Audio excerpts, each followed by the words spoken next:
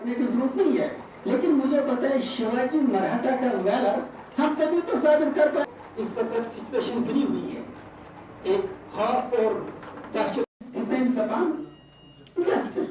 آپ انصاف نہیں کریں گے. یہ میرے والد صاحب نہیں تھے، ہم بھی ان کے ساتھ ہیں. کو میرا آداب اور نمسکار. پہلگام کے آنے کے بعد جو اگرسر ہو نہ کہ اس کو اور کسی طرح سے ان کو پیس کی طرف لے آنا ہے، یہ میری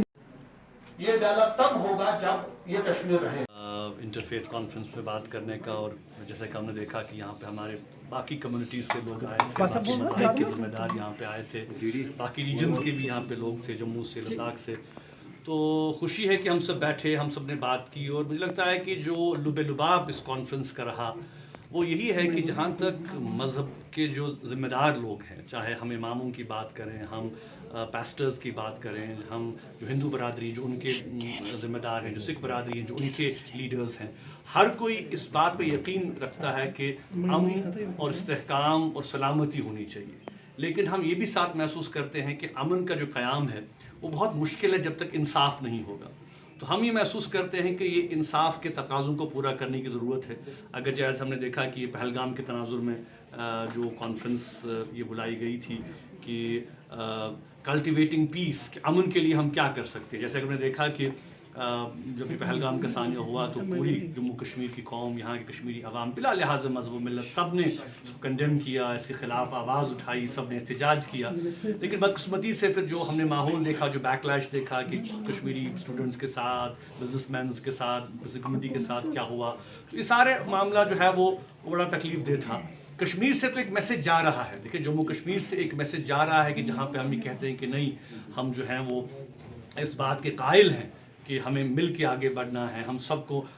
ساتھ رہنا ہے. جو ہماری چاہے کشمیری پنڈت کمیونٹی ہے، سکھ کمیونٹی ہے، ایز جموں کشمیر کے باشندے جو ہیں، ہم ایک میسج آف یونٹی تو دے رہے ہیں یہاں سے، لیکن کیا وہ میسج آف یونٹی وہاں سے بھی آ رہا ہے، وہ ایک بہت بڑا سوالیہ نشان ہے. تو میں سمجھتا ہوں کہ اس پر آج ہم نے لوگوں نے بات کی، ہم نے یہ کہا کہ بھئی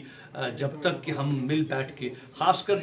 جو فیتھ کے لیڈرز ہیں، جو میں کہوں گا کہ جو مذاہب کے ذمہ دار ہیں، جب تک کہ وہ عدل کی بات نہیں کریں گے، جب تک کہ وہ انصاف کی بات نہیں کریں گے، اور اب مجھے لگتا ہے کہ کہیں نہ کہیں ہمیں اس جو ایک پولیٹیکل سوچ ہے اس سے باہر نکل کے ہمیں عدل اور انصاف کے تقاضوں کو پورا کرنا ہے. تو ایز کمیونٹی لیڈرز ہمیں بات کرنی ہے، اور ہمیں محسوس کر رہے ہیں کہ آج جو سچویشن ہے، چاہے فلسطین کی ہم بات کریں، چاہے جو جموں کشمیر کی سچویشن ہے، سرحدوں پہ جو ہو رہا ہے، ہم یہ محسوس کر رہے ہیں کہ مسائل کا حل، پرابلمز کا حل جو ہے وہ جنگ نہیں ہے، پرابلمز کا حل جو ہے وہ کنفرنٹیشن نہیں ہے، پرابلمز کا حل جو ہے وہ گولہ باری نہیں ہے، فلسطین میں بچوں کا قتل عام نہیں ہے. پھر حل کیا ہے؟ حل یہ ہے کہ ہم سب کو ایز اے کمیونٹی ساتھ آنا ہے. ہم سب لوگوں کو جو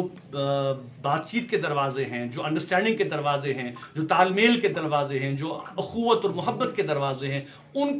کو کھولنا ہے، اور یہ بیٹھنا ہے، آپس میں دیکھنا ہے کہ مسائل کا حل کیسے نکالا جا سکے. اور ہم یہ محسوس کرتے ہیں کہ عدل تب قائم ہوگا، انصاف تب قائم ہوگا جب ہم جو ہے وہ